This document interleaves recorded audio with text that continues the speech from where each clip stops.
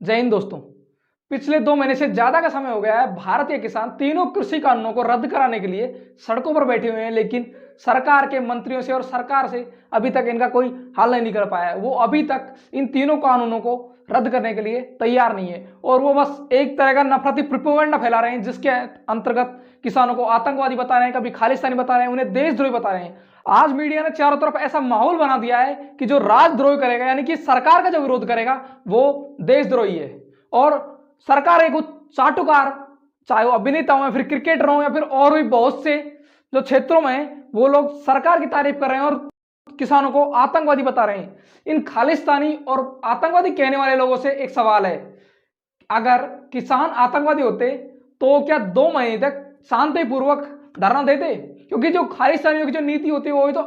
वो तो अहिंसात्मक होती ही नहीं है, वो तो पूरी हिंसा पट्टी की होती है। और दूसरी बात, अगर परेड के अंदर खालिस्तानी होते तो शायद ऐसा मंजर होता जो शायद हिंदुस्तान में अभी तक नहीं देखा गया होगा। इतनी शांति से वो पिछले 2 महीने से ज्यादा के समय से चुपचाप अपने आंदोलन पर बैठे हैं, बिना किसी को नुकसान पहुंचाए हुए, बिना किसी पर हाथापाई किए हुए, लेकिन आप उनको लगातार बदनाम करने की कोशिश कर रहे हैं, कभी किसी तरह से तो कभी किसी तरह से। और गणतंत्र दिवस की परेड के दिन तिरंगा कहीं से भी नहीं हटाया गया, बल्कि लाल किले के अंदर ही दूसरी जगह एक धर्म का प्रतीक झंडा लगा दिया है, जिसे लोग खालिस्तानी ध्वज बोल रहे हैं, लेकिन वो खालिस्तान नहीं है, दरअसल वो एक धर्म विशेष का झंडा है। और उसे लगाने वाला कोई और नहीं बल्कि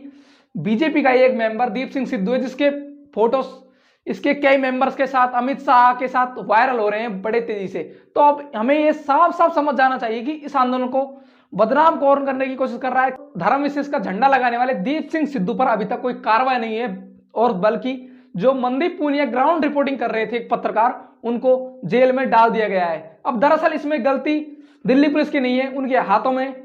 बंदूकें और डंडे दे दिए और उनका जो माइंड और ऑर्डर है वो सरकार ने अपने कंट्रोल में ले लिया है, जिसके कारण उनको दोष देना कतई ठीक नहीं होगा। लेकिन सरकार एक तरह से ऐसा माहौल बनाना चाहती है कि जो इनकी सिपा सलार है उनको ये सरकार के अंदर लेना चाहती है, उनको ये अपना करीबी रखना चाहती है, और जो भी इनकी कटु आलोचना करता है उनको ये किसी भी तरह से किसी भी झूठे केस में या फिर किसी और छोटी मोटी धारा जैसे भी हो उनको जेल के अंदर पहुंचाना चाहती है और उनको गिराना चाहती है। अब भारत के हर लोग को यह समझना पड़ेगा कि किस तरह से यह षड्यंत्र रचा जा रहा है किसानों के खिलाफ, और किसानों को बदनाम करने की कोशिश पिछले